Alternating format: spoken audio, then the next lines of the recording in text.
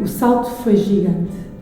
Eu estava muito renitente neste início de aulas online, porque eu pensei, como é que eu vou ser capaz? Eu sabia já como é que se usa o e também já implicava uma grande presença dos pais. Portanto, eu própria fiz este exercício.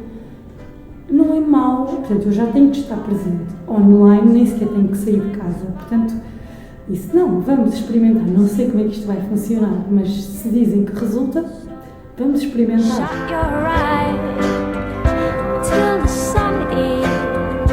Além de terem sido corrigidas logo coisas que eu nunca vi serem corrigidas previamente na Luísa, da abordagem dos dedos às cordas, do pulso não mexer, da posição do arco, como é que se pega no arco.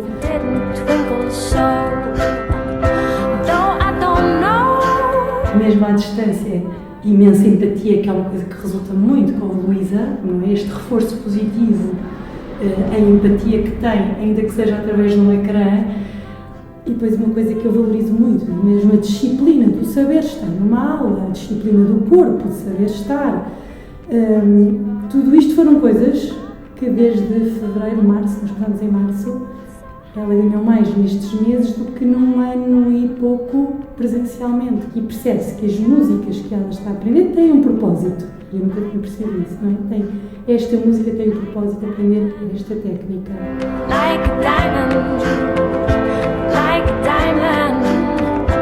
É um complemento também para o resto, até quase um complemento da minha educação que eu também quero dar em casa. O saber estar, da resiliência, da paciência, do corpo, saber estar quieto.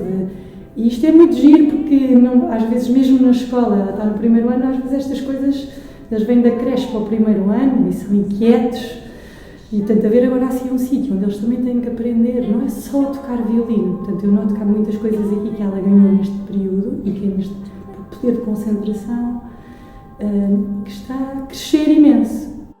Este treino auditivo, não é? De ser sempre acompanhado por piano e ela salta de música para música sem...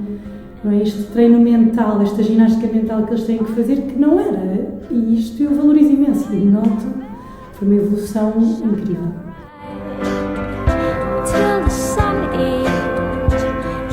As pessoas têm muita curiosidade, perguntam-me muito, mas resulta? Mas como é que resultam? Ainda dizem, ainda por cima violino, e disse, sim, é possível, resulta, e o salto foi grande da Luísa. Portanto, eu já tenho aconselhado este salto.